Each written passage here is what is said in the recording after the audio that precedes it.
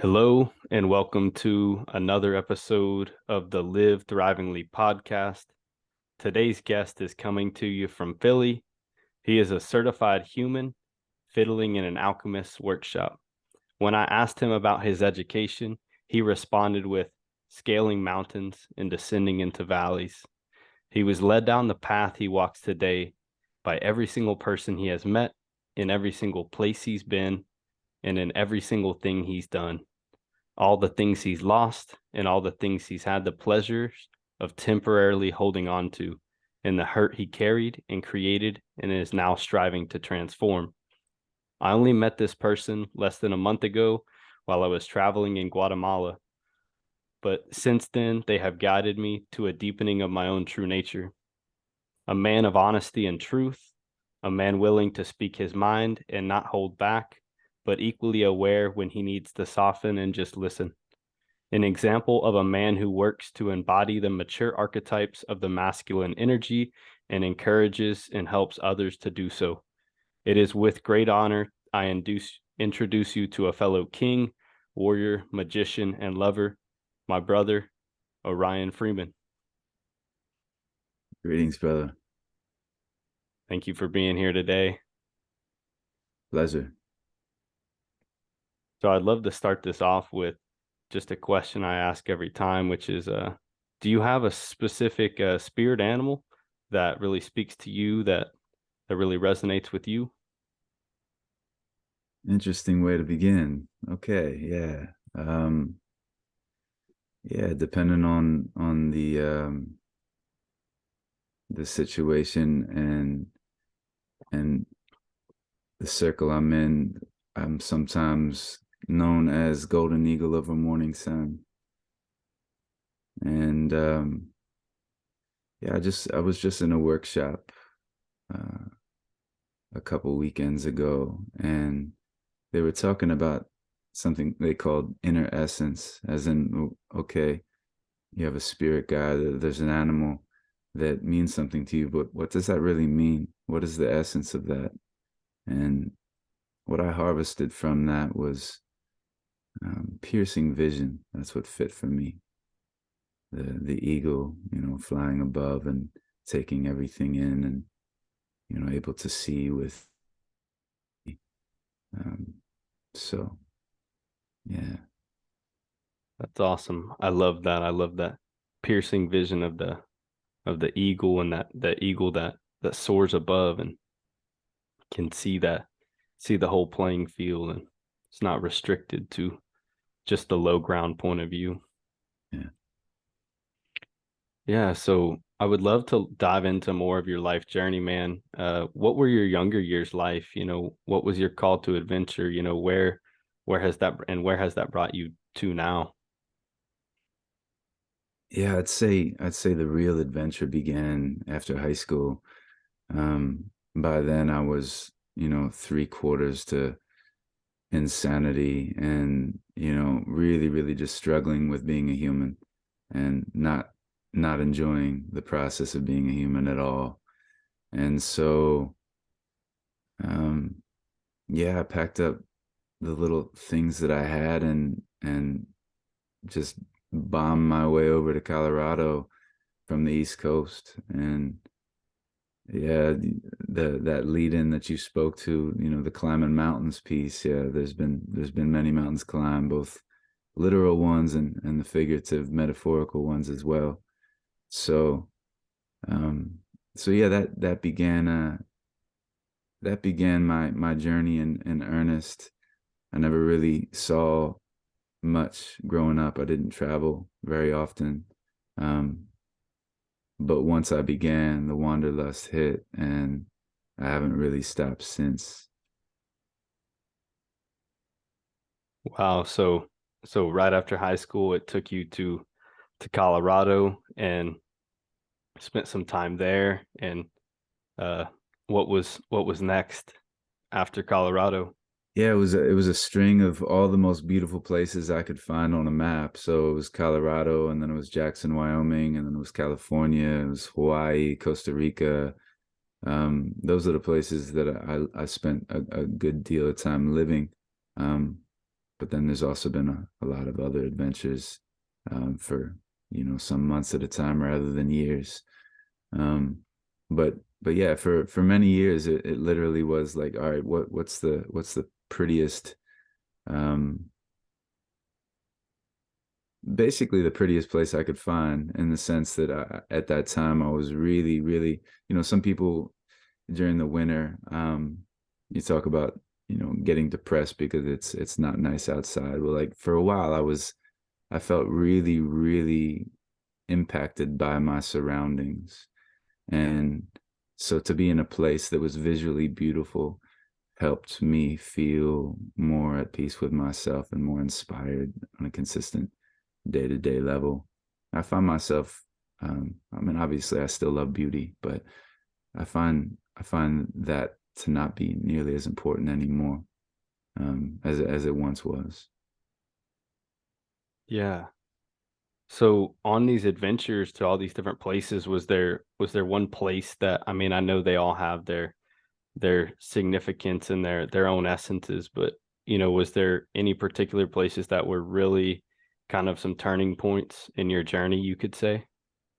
Yeah, I mean, you speak of turning points. I feel like I've lived so many lifetimes in one, and I'm sure many of us can relate to that. I'd say once I started traveling outside of the States, that felt like a massive awakening on a lot of levels.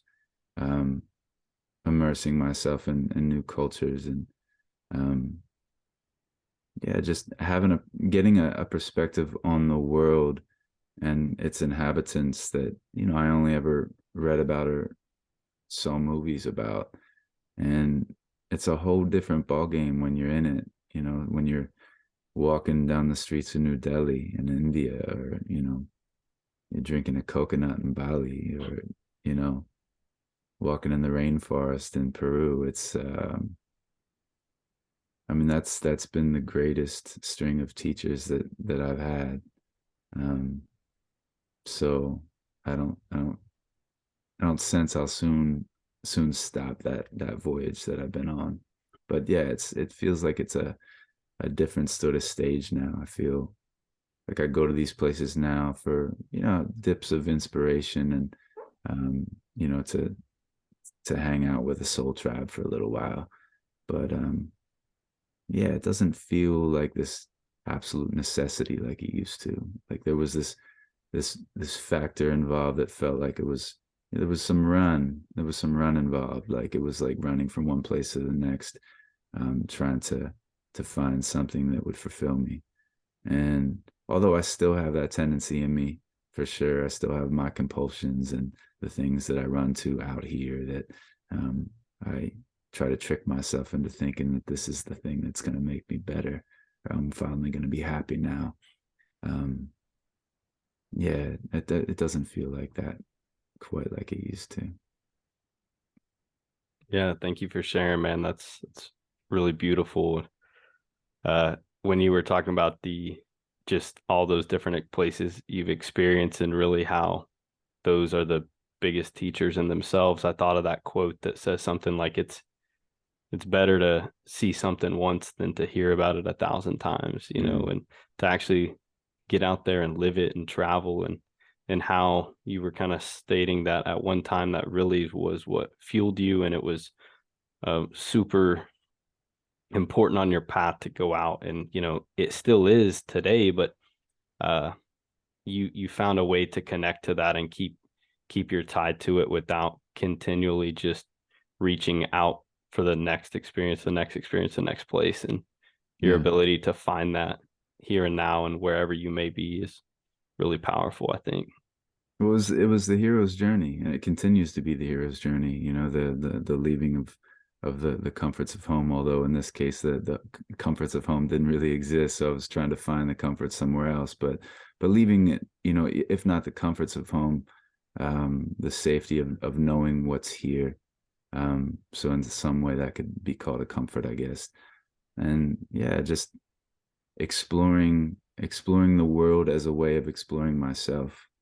And now, like I said, it feels like a different stage. I feel like, I've been back in Philly where I'm from now for some years, and it feels like that homecoming after the voyage, after the journey, after the slaying of the dragons, and the um staring down the shadows. I feel like I'm in the process of coming back to the place I'm from, to my roots, you know, staring down the ghosts that still live in these closets here. And and yeah, really, really just mm,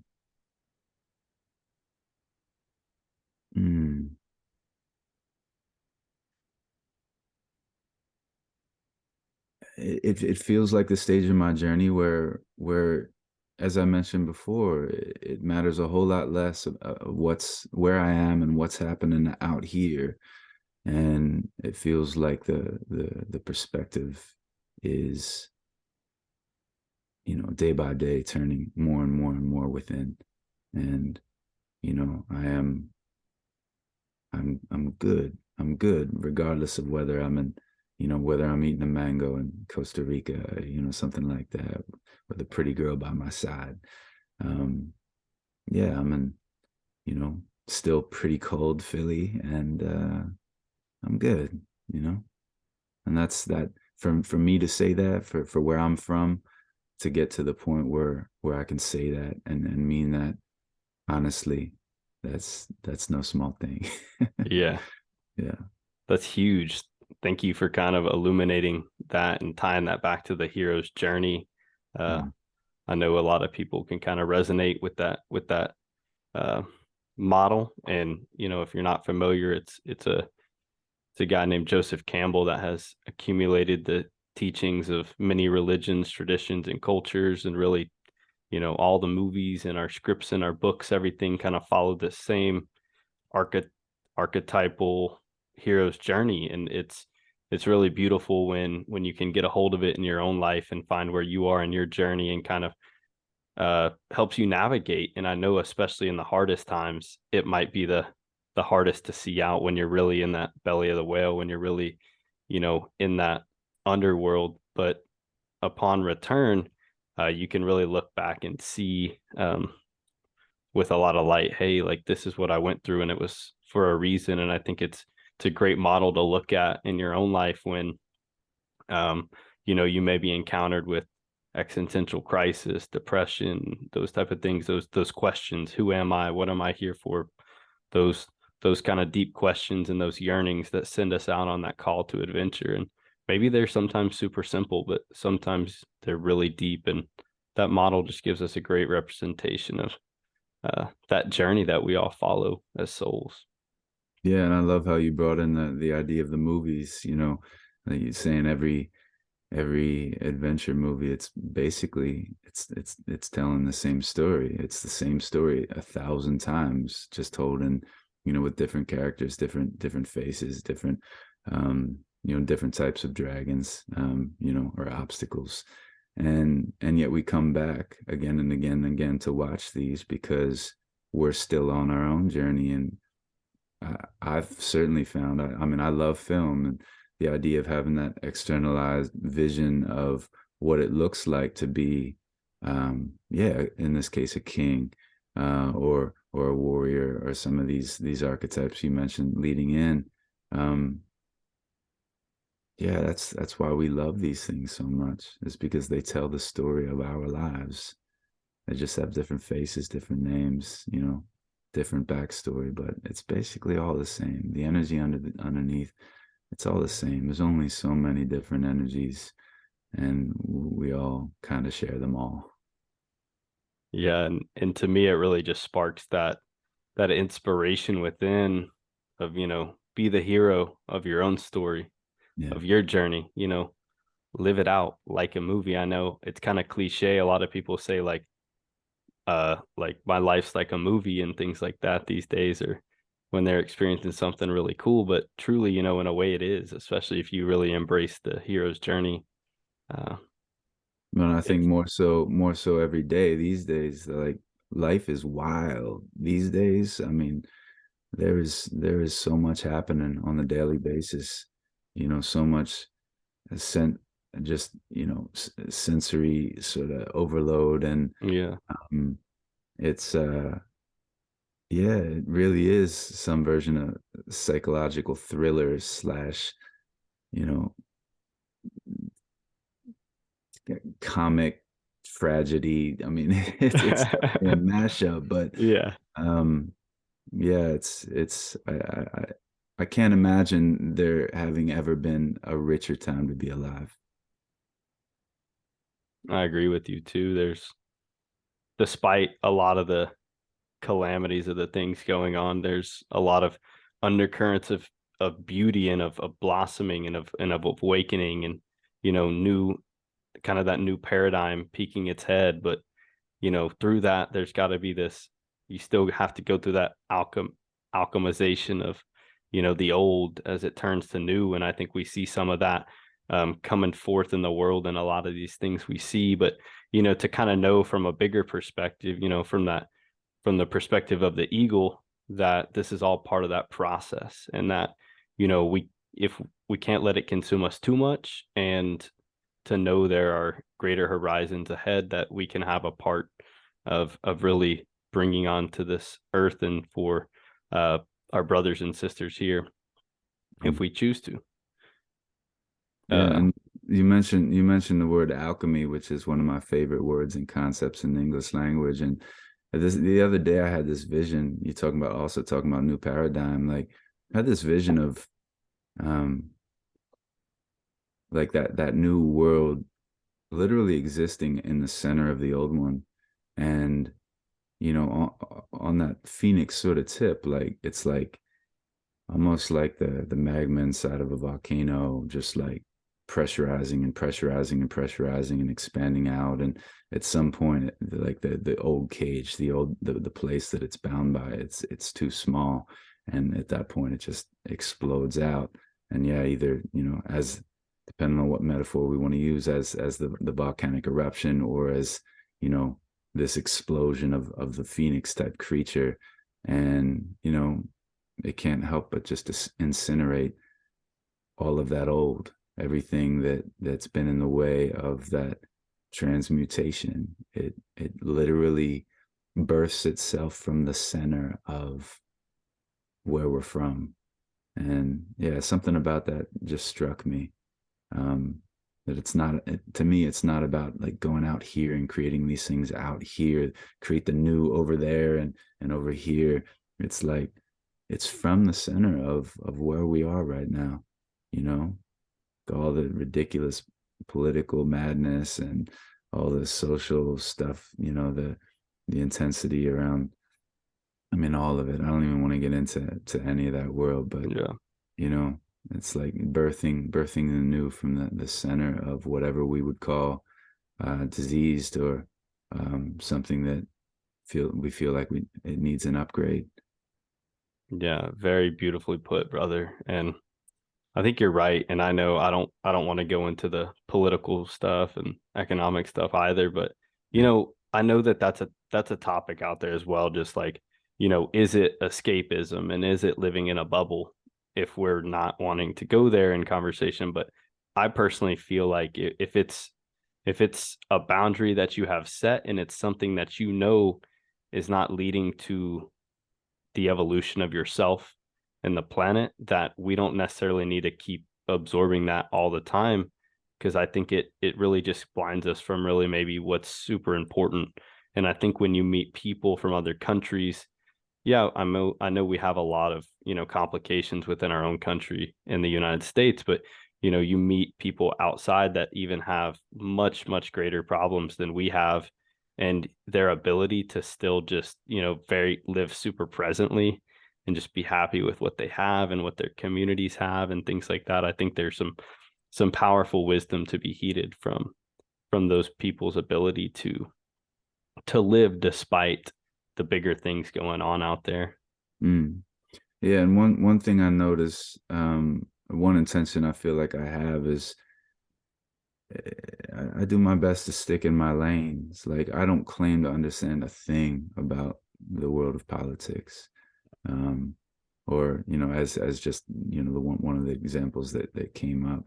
So it's not at all me declaring it unimportant. I know it's massively important. It's, how most of the world is run. And I trust there are people who have dedicated their lives to that particular frame. It just doesn't seem like it's the one that makes sense for me. It's almost that idea of, like, choosing your battles. And in this case, choosing your, where you put your energy towards, not necessarily a battle, but yeah, what am I waking up and filling my mind and my heart with? And yeah, a lot of the ways the rest of the world runs are not the ways that make any sense to me. And so I could totally understand why someone might say, well, yeah, you're just living in a shoebox and you're living in an escapist reality.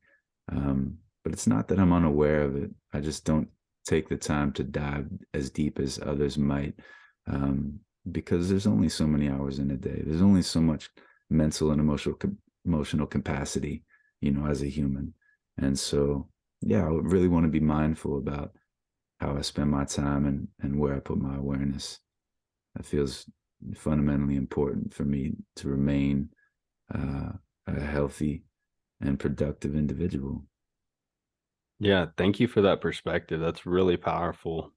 Truly, I think that that's, on one hand, just knowing where to draw those boundaries of where your lane starts and another begins, and honoring someone for their place in that. And I think that's something that I've realized too, because like you said, there's only a finite amount of energy we have physically, emotionally, cognitively. We can only put so much in. And I think at times, especially where the world is today, it feels like we got to be working on all fronts at all times. But, Mm. making way for those people that's their lane.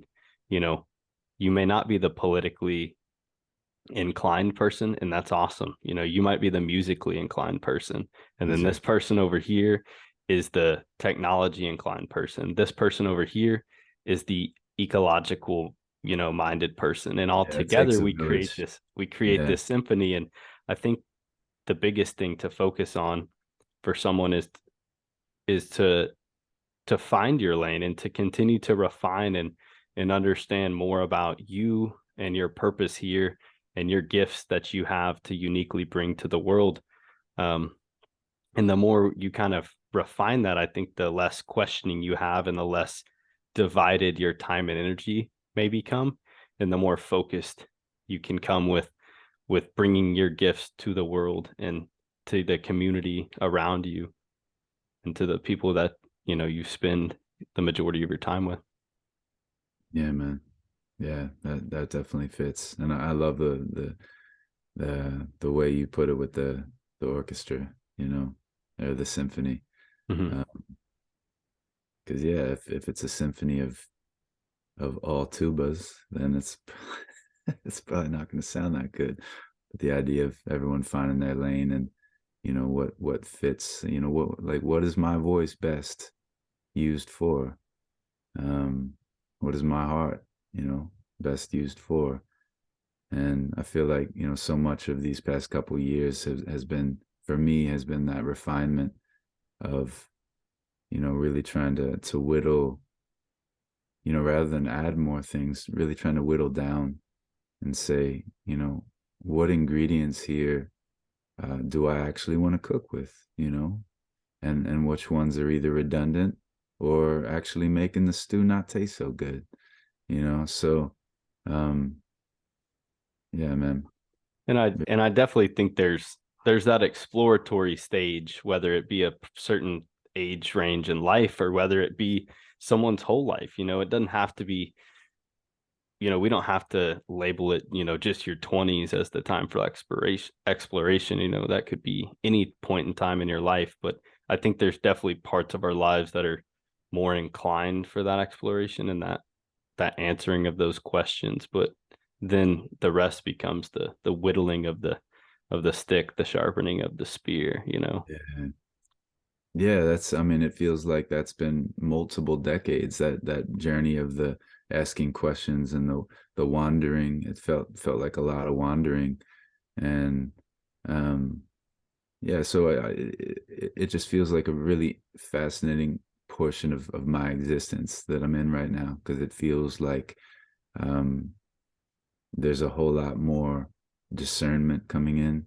There's a whole lot more of that, yeah, the whittling down and the sharpening of the blade, um, than I've ever experienced.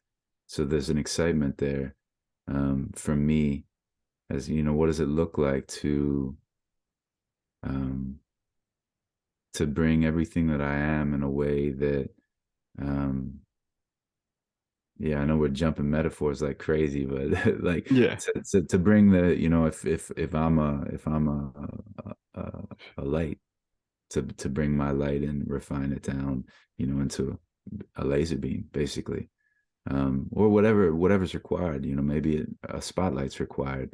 Um, you know, maybe something more wide is required. You know, to be able to shift, even not even, you know, or the intention is to be a laser. Maybe sometimes it is, um, but yeah, to really bring malleability in, and um, to have all those different filters in your toolkit, you know, to be able to meet the world and your surroundings in a way that will be of best service. Because that's really what we're talking about here. At some point, I believe it's all about, all right, well, my cup is starting to be fairly full. And what does it look like to allow it to run over? What does it look like to serve those around me? And to me, that starts looking like the, you know, a life well lived. If we can get to that point of self connection and abundance within self, to the point where we can then say, hey, you know, what can I offer you, my friend? Um, but yeah, that's a beautiful thing. And growing up an only child, and you know, um, along with being an only child, I absolutely know what it feels like to be selfish. You know, I know what it feels like to be like, hey, me, mine, this is all about me, center of the universe. Um, so for me to be speaking the words that I am about service again, it feels like, you know, the million-mile journey. Um, and I have this ever deepening gratitude to be moving into this stage, knowing so deeply how it feels to be not only selfish, but I think part of selfishness is the sense of feeling disconnected and alone. At least it has been for me. So to be like upgrading that old story into connection with self, with interconnection with other, um, yeah, gratitude's the word for all that, for sure. Beautiful, beautiful.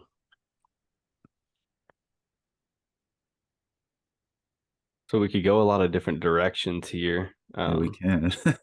I think that something I would kind of like to pick your brain on is, I think multiple things you mentioned can kind of point back to it, but as we walk our paths, especially, through our hero's journey, let's just say, depending on whatever, spiritual or religious or any background that someone may come from, but the hero's journey, as it is an archetypal journey, what are some practical tools that you utilize or you recommend to others that they can utilize to help them clear their energy, to help them ground. I think this goes back to a moment ago when you said just how crazy, this movie is right now in the world Yeah, that we're living in. Tools to ground, tools to connect back to self, tools to clear, so that we can continue to sharpen our spear, so that we can begin to find that spear, if that's what we're looking for, etc. yeah, yeah. Well, I don't have any to offer that haven't been offered 1,000 times before, and I can also only speak from my experience. Um, but yeah, I mean, I'll throw out some of the favorites for me. You know, breath work has meant the world to me. Um, The simplicity of being in nature has meant the world to me. Um, I'd say the one that really you mentioned ground, the one that grounded all the divergent experience, all the different modalities and workshops and um, ways of connecting. The thing that really brought everything down to a common point, a common resting point, has been men's work for me. Simply sitting in circles with brothers. And I can't overstate the impact that that has had on my life. I found men's work 4 years ago. I was in Honolulu, and my bro was like, yo, you should check out this group tonight. I think you'll like it. I'm like, oh, yeah. So this is something you do? He's like, oh, no, I did it like 3 years ago. But I'm like, wait, you did it once 3 years ago and you're telling me to go? He's like, yeah, I think you would really like it. Yeah. And I went, and he was not wrong. I'm like, oh my God, where has this been my whole life? I had been, yeah, I mentioned the word wandering before. I feel like at that stage I had been wandering for, I don't know, 15 years, more or less. And yet in all those travels, I had never found a circle of brothers. And as soon as I did, yeah, there was that part in me that lit up that said, yeah, where have you been? And this is exactly what feels like the missing ingredient. And there was also some of that divine comedy in there that says, like, the teacher comes when the student's ready, sort of thing. And that's how it felt in the past. Maybe well, not maybe, I wouldn't have been ready for it before then. So, but yeah, that really gave me a foundational experience, uh, where I could begin to pool all of the other things that I enjoy, um, and ground them down. And so, yeah, fill in the blank. If you're listening to this and you're not a man, obviously it doesn't matter. There's women's circles, there's mixed gender circles, and to me, it's all magic. The simple connection of being in a circle with other humans, something that's been done for millennia. People gathering in a circle, sometimes around a fire, sometimes not, but gathering in a circle and saying, hey, here's where I'm at. Hey, this is what I'm feeling. Hey, I'm scared. Hey, can I have a hug?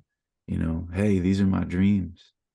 You know, just coming together in authenticity and connection and vulnerability, and speaking freely and speaking truthfully. Yeah, that's changed my life. It continues to every day. Yeah. Thanks for sharing that, you know, like breath work you said, and then uh the simplicity of just being in nature, and then men's work, which is, I might have stated it there at the beginning, but this is how I actually met Orion, just maybe less than a month ago. Was in my first men's circle when I was down in Guatemala. Mm-hmm. I ended up getting to make it to two, and it was really amazing. And I'll definitely be back and want to see what's there for me in the future as well. Um, but yeah, it was super grounding, and it was really just a reminder to me that, a lot of the things that we struggle with psychologically, physically, emotionally, anything, oftentimes there's brothers and sisters out there struggling with the same things. It's just, can we show up and talk about them? And I think that was a huge thing at the beginning of my journey, was just not feeling safe to even talk about like what I was going through with anxiety and depression and things like that. Yeah. And I ended up going to talk therapy, which is awesome. But then when you get into a circle, whether it be men's or women's circle, you're really taking that to the next step, because, you're with your peers, and there's definitely a big fear there to overcome sometimes, but it's very liberating, and it's freeing, and it's comforting when you open up and you can trust the people in the space around you. And you usually leave, feeling with a feeling of that something has shifted for the positive, and that, maybe today wasn't as bad as you thought it was, and you can stay in the fight another day. Mm.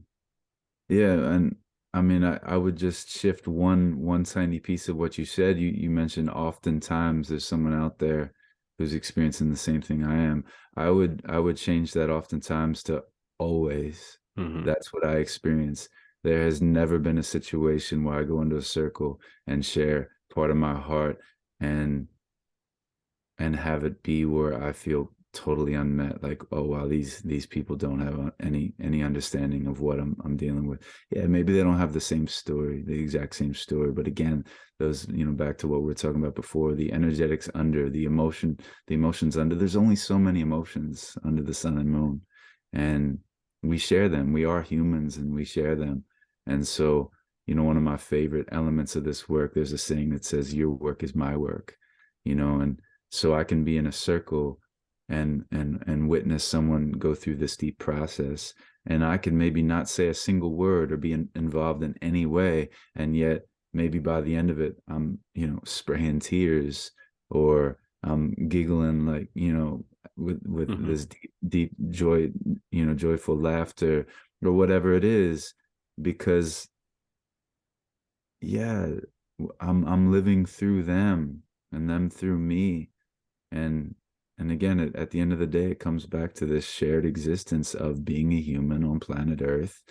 And and really all that's required, I'm finding, is that opening, saying like, okay, yes, I'm willing to emote, I'm willing to express, this is how I feel. And yeah, maybe I'm terrified to say this because I fear you're gonna judge me. I fear you're gonna leave me. I fear you're gonna make fun of me. Whatever it is, there's all sorts of ways we can be fearful of, and all the stories we've accrued as to, well, last time I did this, last time I tried to express my truth, yeah, maybe no one listened, or maybe someone stomped me down. We have lots of accrued reasons why not to speak, why not to share, why not to open up. But at the end of the day, the cost of not doing those things is far, far, far greater, I've found, than the cost of taking that risk and saying, okay, I'm going to come raw. I'm going to come vulnerable here.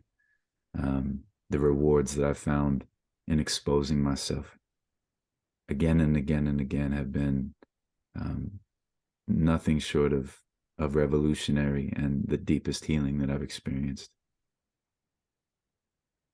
Thank you so much for sharing that.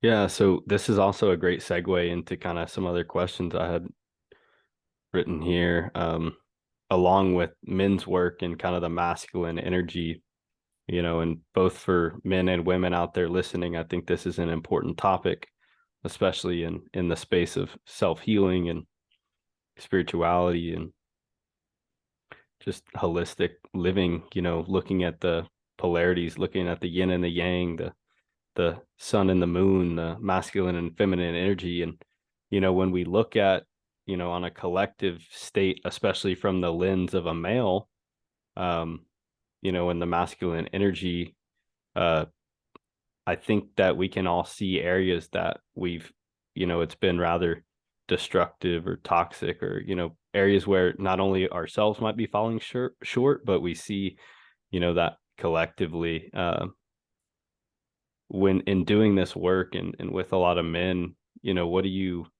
what's kind of your perspective on where the masculine energy has been and where it has a potential to go, if we choose to explore some of these areas that a lot of men have a difficult time exploring. Yeah, well, I would expand beyond just the masculine and say, like, my understanding of being human is we're all just deeply wounded. Whether you're a woman, whether you're a man, um, masculine, feminine, it's all been in shadow. It's all been in immaturity. It's all been in hurt.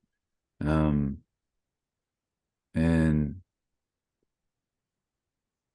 and so it becomes a hamster wheel. It becomes, that saying, hurt people, and then it just continues on, and then it becomes chicken or the egg. Like, where did it start? Like, she hurt me.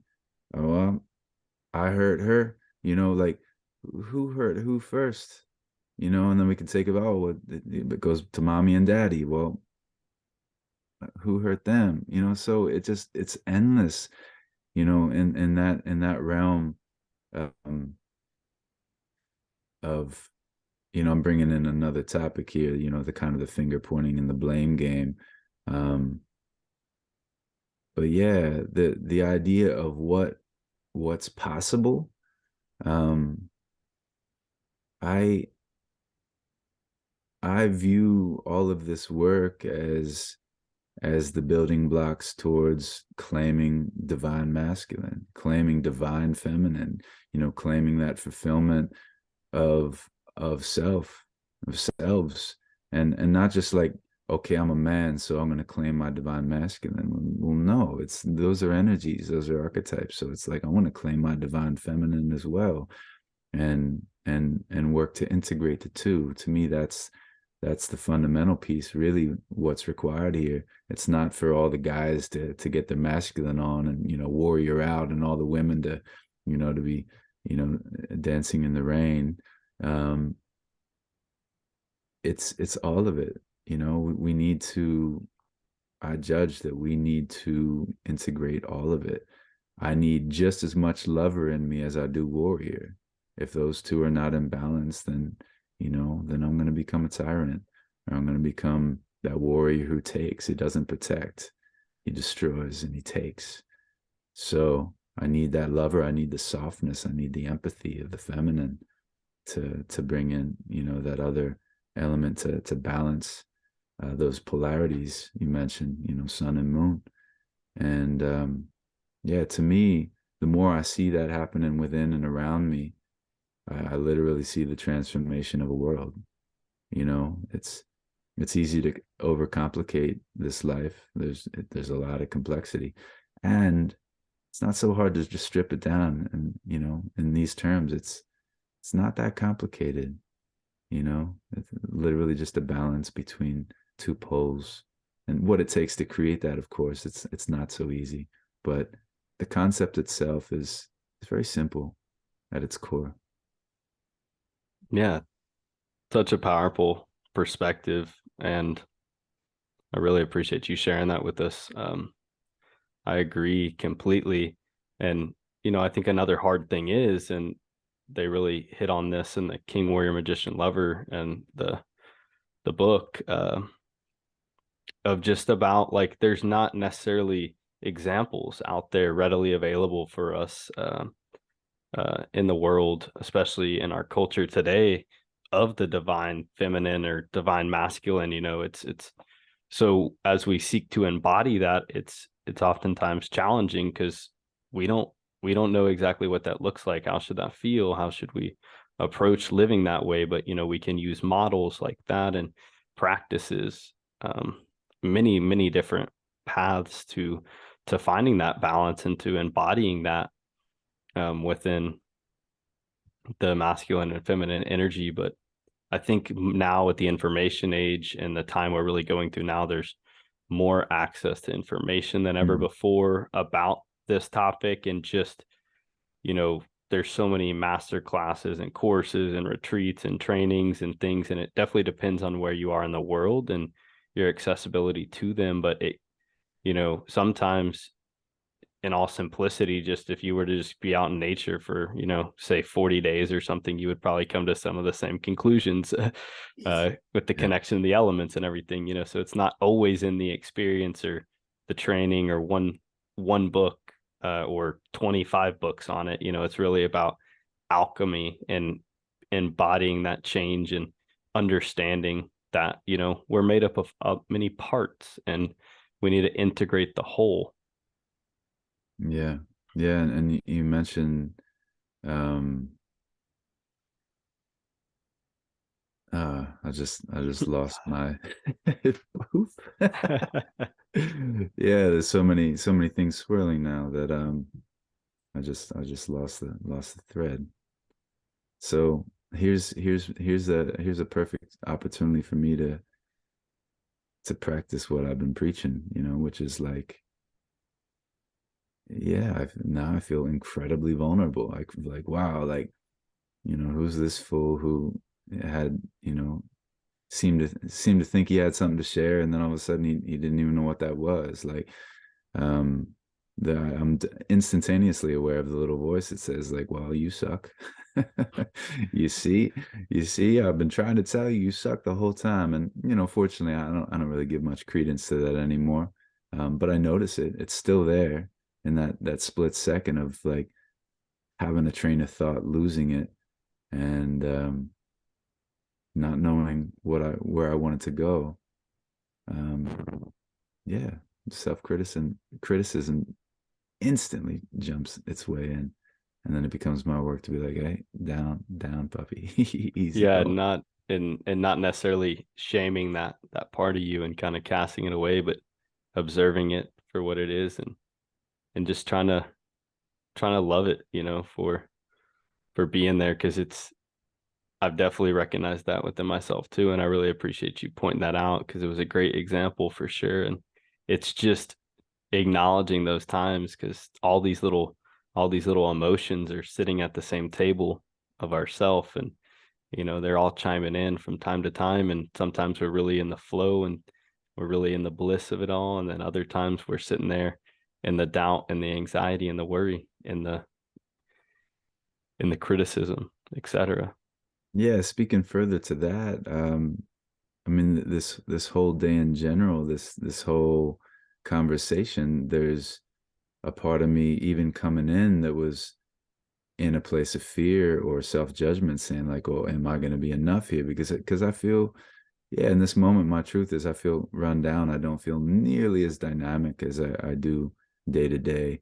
It's been quite a voyage just getting back from Guatemala, and just getting back from this beautiful immersive men's work training, and then just yesterday I had a bachelor party weekend with one of my best brothers. So it's been back to back to back, and this is the first day of kind of coming back to self and my space in a while. And so yeah, there's a story that I'm aware of that says like, um, if you're feeling tired, if you're not feeling dynamic, then it's not enough. And so if it's not enough, then me, I'm not enough. And yeah, we're talking earlier about like, the commonality of being human, the commonalities. And I'd say that's one of the core ones, this story that I'm not enough. I have to go and achieve and do and create and be something, and get that job, and, climb that mountain, and then Yeah. maybe I'll finally be okay. Maybe I'll be enough. So yeah, I'm actively in that, even as we speak. Like, is this good enough? Am I good enough? Is this of value? Or, will have people turn this interview off, a half hour ago? you know? Yeah. So it's really interesting to stare some of these things down, and notice how they just come back. They come back again and again. The only thing that changes is not that they don't come back, for me at least, it's my relationship to them changes. And again, in the past, I feel like if this voice would have come up, then it would have instantly turned into this downward spiral, and I would have believed the hype. I would have believed everything it came to tell me, and I would have basically ended up in that place of feeling like a worm, like a voiceless, powerless, um, little creature that doesn't really have any value or anything to offer anyone else. So it feels interesting to bring all this into this now, but like I said earlier, it does kind of speak to um, some of the core tenets we've been discussing today. And um, I do intend to always do my best to walk the talk. And so here's me saying, hey, world, yeah, I feel fear. I feel fear, insecurity, even in this moment. Yeah, thank you for your honesty and for honoring that vulnerability within you, and for the ability to show up with that, and Mm. and to voice this, and to put yourself out here on a platform, that's going to go live to the world. And, who knows who may hear this now Right. or in the future. And uh, that's beautiful. And I definitely thank you for coming on and for sharing this space and for showing up with all of you. And I really hope to create a space with this podcast for individuals to do exactly what you're doing. And that's a big part of Live Thrivingly is showing other people, through stories and just through authentic, vulnerable conversation that, we're all really not that different. And there's core parts to our true nature that I hope to illuminate that can remind us, man, this guy that sitting here speaking all this stuff, he has the same thoughts going through his head as I do. And, maybe I'm not as crazy as I thought after all, or, maybe this day is not as bad as I thought it was. Yeah, that's definitely a core hope, and me sharing what I just did. Um, my hope is something like that can translate into an invitation for someone else to be like, okay, maybe it is all right to express. Maybe it is okay to say, oh wow, like I feel something other than joy, because how many times will you say, hey, how you doing? Like most people are not really asking you how you're doing because the only acceptable option to respond with is, yeah, I'm good, and that's not often, well, more than ever, but in the past that was almost never my reality. My reality is, hey, I'm fucking angry. Hey, I'm really sad. Hey, I'm scared right now. And yeah, I believe that, modeling something like this, like saying, hey, this is where I'm at. This is my truth right now. That doesn't mean that I am fear. It's just I feel it. It's moving through me right now. And to model that and to allow it to be okay for me. Yeah, my dream of dreams would be that, even a single human would hear that and say, okay, yeah, I think I'm gonna allow that within me as well. I'm gonna lean into that, because to me that translates into authenticity. Because if you say, someone asks you how you doing, you say good, but you're actually not feeling so good, it's disingenuous. And to me that hurts. Yeah, to live a life that doesn't feel authentic, and I don't feel safe or comfortable in expressing the fullness of who and where I am. That's no life that I want to live. I like that, what you mentioned there with just that simple question of, how are you? Just seems it's so repetitive and just kind of the traditional talk track we're used to as human beings, what we grew up with and all that, and when we talk about, you know, our ability to evolve and kind of become more emotionally intelligent and connected to ourselves, but also others. And we get to the point where now it's like when I ask that question, one, I know that hopefully I'm available to hold space if someone actually responds with something like, I'm not really doing good, and being able to, you know, inquire about that and maybe help just hold them and not provide them advice too. And that was something I used to do, and rather recognize that this person may just want to be heard. They might not have someone that listens to them or they can talk to, and to hear them out and then to simply just guide them back to self and something they can do to nourish that, to sit with that, to help them through that, is what I've been working on when I ask that question or I hear someone with a response to how are you doing, and it's not you know a super blissful answer all the time. And to also honor myself when I'm asked that question when I'm not in a good place, because for a long time I was scared to speak how I felt, especially to family and friends, some of the people closest to us, because then, what are they going to think about me? Are they going to be worried, this and that? And that was a huge hurdle to overcome. But over time, I mean, now it's just kind of the norm. Finding myself, really able to speak about my emotions, and it definitely challenging some days, but just continually speaking from the heart and talking about what I'm present with in that moment, and knowing that it'll probably pass, but sometimes I just need someone to share it with, just speak it out loud. Yeah, and also recognizing that, if someone asks me how I'm doing, and I'm saying, wow, like I'm feeling a lot of grief, it doesn't necessarily mean like it has to turn into a therapy session. Like, yeah, Yeah. maybe it's somebody at the grocery store. And so there's obviously in that context, there's no space for there to be this deep dive into like the deepest trenches of my grief. And at the same time, for me to be honest with again myself and also them enough to say, hey, I'm feeling this.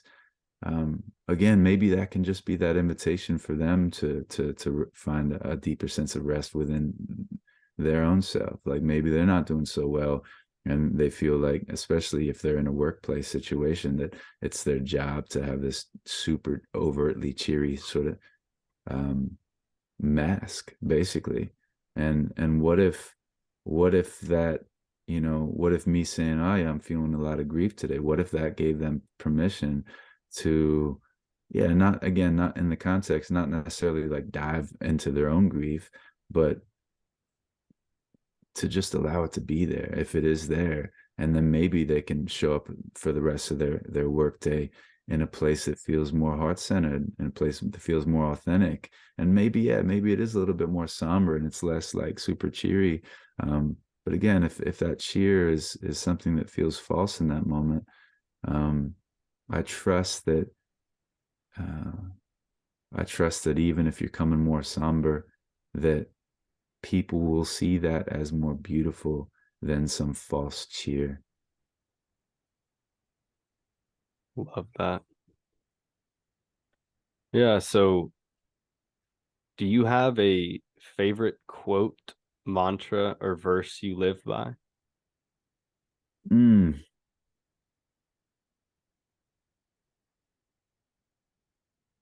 it's kind of like with jokes. I don't remember jokes, and I also don't remember quotes. um, I uh, I tend to write a lot on my own, and so most of the words going through me at this stage are ones that have gone through me, come through me, my own words. Um, so yeah, that's I love it when people have, these like, bucketfuls of quotes because obviously there's a lot of beautiful things that have been said, and to have that readily available to share is a beautiful thing. I'm not the dude. I'm not hey, the dude man. to remember that and offer them.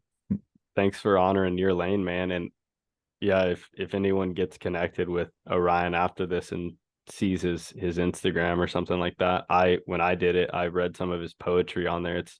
It's amazing stuff. And yeah, I mean, just reading that in itself, it's like, way better, especially writing it yourself too. It's much more powerful than words of another person at times, but also not, like not labeling that other person's work as less than yours either. Just honoring our own, ability to pull through these threads that sometimes might be similar, sometimes might be different, but what's uniquely ours, and how we may resonate with that quote or how we may feel about those words we write. So thank you Yeah, for sharing. yeah, absolutely. So to cap off the show, I like to ask, when you hear the words live thrivingly, what comes to your mind?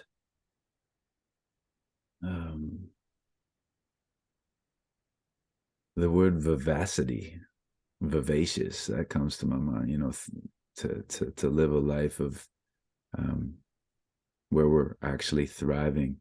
Um, yeah, to me that feels like this energetic and emotional richness that it's just again it's so powerful, like back to that phoenix, like it's so powerful that at some point it just has to like crack its way out and explode out into the rest of the universe.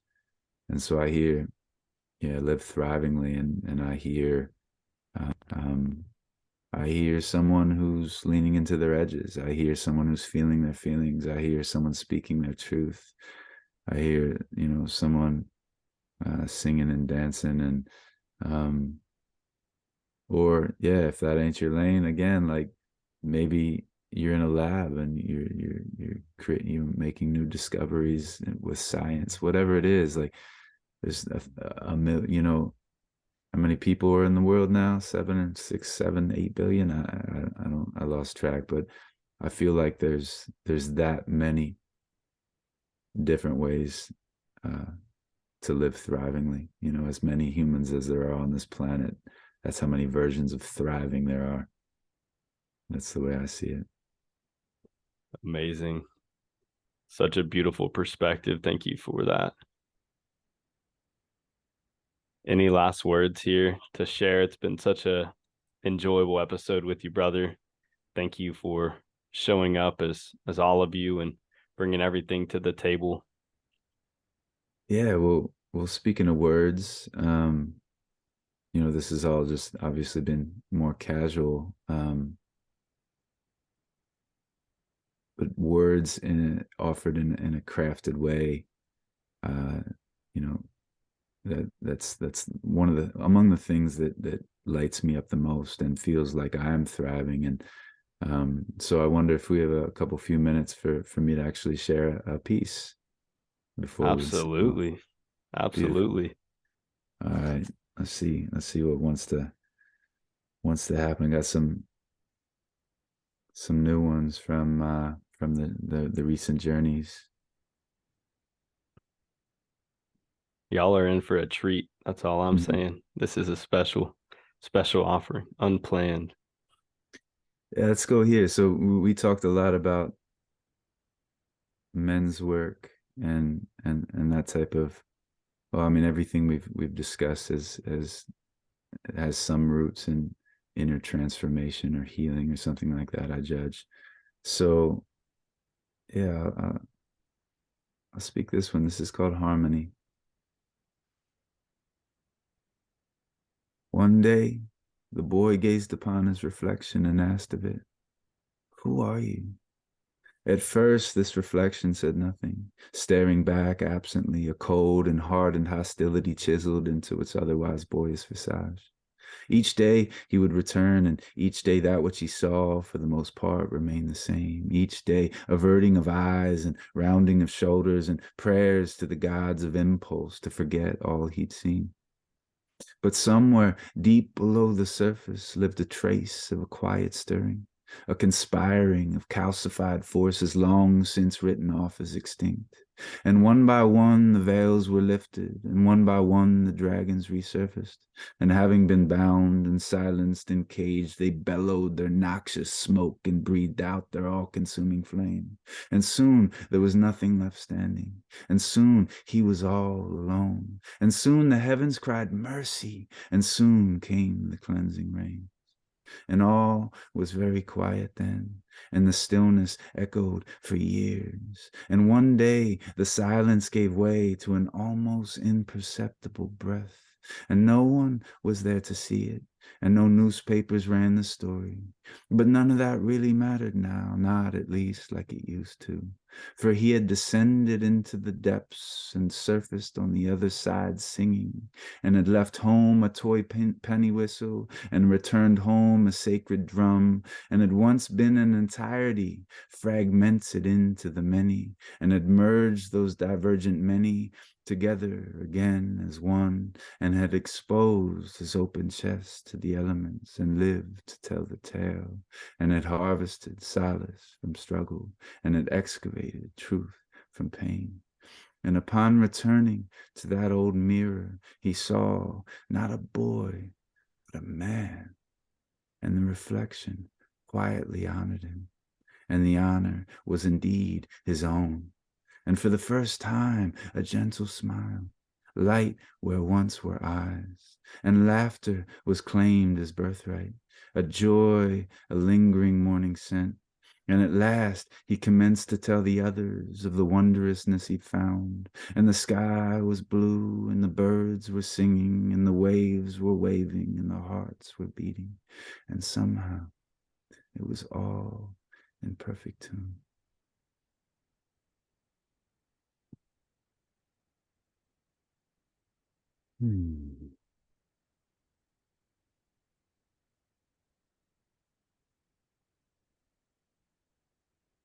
Harmony.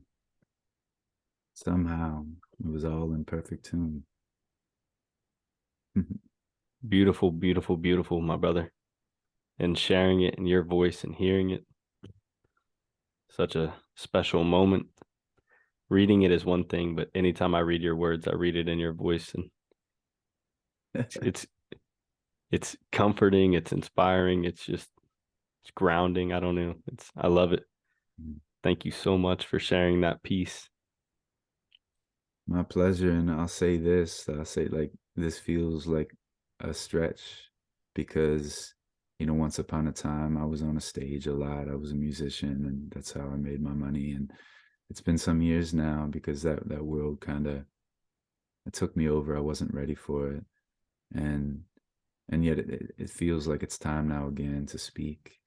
And so for me to share this now feels really beautiful. It feels like the beginnings of a full circle, the coming back to my voice and the coming back to my expression, my offering.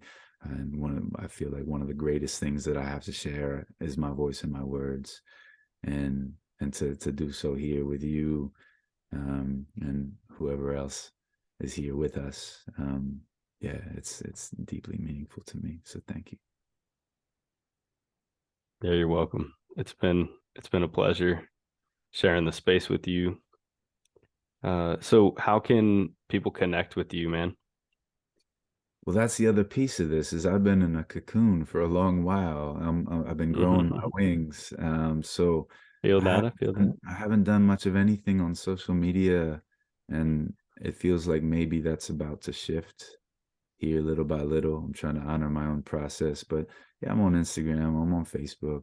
I have a website, but it's not yeah, that still needs the rebirth, the metamorphosis. So um I don't think I even want to speak to that in this moment. But yeah, Yeah, Instagram, yeah, yeah. Instagram, and Facebook are both good. Happy to connect there. Any information or further resources about some of the Mankind Project Men's Circle kind of work you do as well? Yeah, we hadn't named that by name, but yeah, the my roots with the men's work, it has been the MKP Mankind Project. Um, any of the brothers listening today, I strongly urge you, if any of the words that were shared today resonate, I urge you to check into that. I think it's just mkp.org, or just do a Google search. But it's worldwide, and it's not the only one. There's a lot of different incarnations these days of circles of brothers and sisters. Again, it's not just only men's work. Um, so yeah, seek it out, make it happen. That's what I would say. If this strikes a chord, there are outlets now. I judge in the past, maybe they were, but they were hard to find. They're not anymore.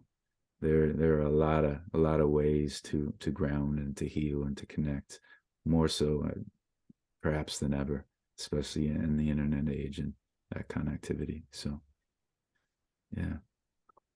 Sweet. Thanks for sharing that. The links will be in the description for that as well. Uh, thank you to all the listeners out there who have listened thus far, and uh, hope you can take a little nugget away, if anything. So, any last words? Yeah, well, cheers to the nuggets. If anyone's harvesting nuggets right now, cheers to that. That's again, that would feel, if that is happening, that would feel like a beautiful completion. Because yeah, I don't, if I'm just gabbing and it's not meaning anything to anyone, then what's the point? So my hope for myself and for anyone really is that um, that which we say, that which we do, that which we are, it ripples out and it actually has real impact on the minds and the hearts and the ears around us. And yeah, at that point, I judge we become those uh, the avenue of service. These individual little lighthouses that connect to form a much greater light. So I hope I was my part of that here today with you, my brother. Aho.